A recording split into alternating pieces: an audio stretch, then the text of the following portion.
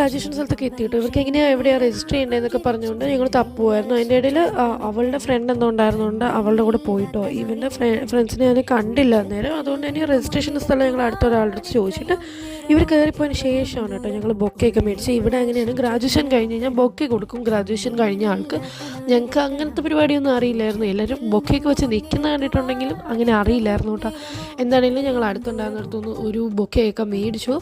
അത് കഴിഞ്ഞിട്ട് ഞങ്ങൾ കയറാനെടുത്തിരുന്ന അവിടെ അവരാണെങ്കിൽ ഞങ്ങൾക്ക് എണീറ്റൊന്നും തന്നില്ല കേട്ടോ. അതായത് ഇങ്ങനെ നിന്ന് പോകാനുള്ള സ്ഥലമേ ഉള്ളൂ, നമുക്ക് കയറി ഒരു നമ്മുടെ ചെയറിലോട്ട് ഇരിക്കണം എന്നുണ്ടെങ്കിൽ അതിനവർ എണീറ്റ് തന്നില്ല കേട്ടോ. പിന്നെ ഞങ്ങൾ വേറെ വഴി ചുറ്റിയൊക്കെ വന്നിട്ടാണ് കേട്ടോ കയറി. ഞങ്ങൾക്ക് അവിടെ വഴക്കുണ്ടാക്കേണ്ട ആവശ്യമില്ലായിരുന്നു എന്ന് തോന്നിയിട്ട് ഞങ്ങളൊന്നും മിണ്ടാതെ പോന്നു കേട്ടോ.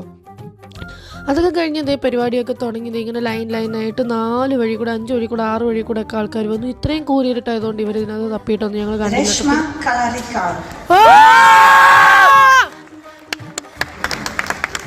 അന്തം വിട്ട് കൂവിയത് ഞങ്ങളായിരുന്നു കേട്ടോ. അതെ, ഇതായിരുന്നു കേട്ടോ നടന്നത്.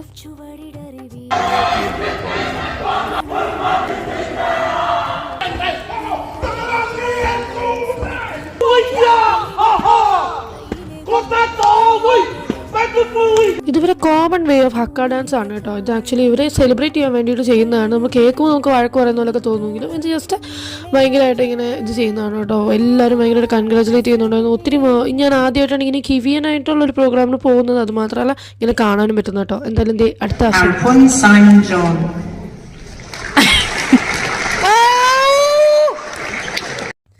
പേടിക്കേണ്ട, ആരും എൻ്റെ കാലി ചൊട്ടിയൊന്നും അല്ലായിരുന്നു കേട്ടോ. അത് ഞാൻ പെട്ടെന്ന് എനിക്കിങ്ങനെ ആരും അന്നേരം കൂടെ ഉണ്ടായിരുന്നില്ല. എല്ലാവരും ഒന്ന് പുറത്ത് പോയിട്ടുണ്ടായിരുന്നു. ആ ടൈമിലായിരുന്നു കേട്ടോ ഇവൻ്റെ സർട്ടിഫിക്കറ്റിന് അനൗൺസ് ചെയ്തത്. അപ്പോഴേക്കും പിന്നെ അശ്വതി വീഡിയോ എടുക്കാം എന്ന് പറഞ്ഞു. ഞാനപ്പോൾ കൂവാന്ന് പറഞ്ഞു. കൂവിയപ്പോൾ പക്ഷേ ഇങ്ങനെയായി. ഇപ്പോൾ ശരിക്കും കാലി ചൊട്ടിയതുപോലെ ഉണ്ടായിരുന്നു. അവളെന്നോട് ചോദിച്ചു, ആരെങ്കിലും എൻ്റെ കാലി ചൊട്ടിയിട്ടാണോടി ഇങ്ങനെ നീളന്ന് കൂവിയതെന്ന്. എന്താണെന്ന് സാരമില്ല.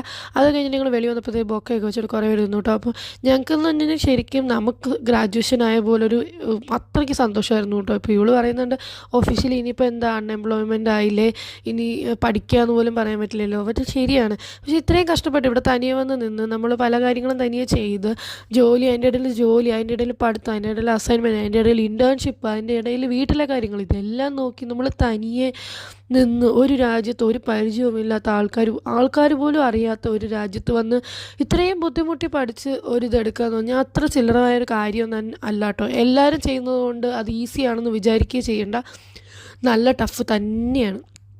എന്തായാലും ഞങ്ങൾക്ക് ആഫ്റ്റർ പാർട്ടി ഉണ്ടായിരുന്നു ഗ്രാജുവേഷൻ്റെ. അങ്ങനെ ഇവരുടെ ഒരു ട്രീറ്റ് ആയിരുന്നു. അങ്ങനെ ഞങ്ങൾ വലിയ പിസ്സ ബോക്സ് മേടിച്ചു. അടിപൊളിയായിരുന്നു കേട്ടോ. ഇതിൻ്റെ പൊന്നി അതിന് തികയില്ലെങ്കിലോ എന്ന് ഓർത്തിട്ട് വേറൊരു പിസ്സ ബോക്സ് കൂടെ മേടിച്ചു. അങ്ങനെ എന്തായാലും ഞങ്ങൾ പോയി പിസ്സ തന്നട്ടെ. എന്നാൽ നിങ്ങൾ പോയി പഠിക്കട്ടെ. അപ്പോൾ ശരി, ബൈ ബൈ, സീ യു.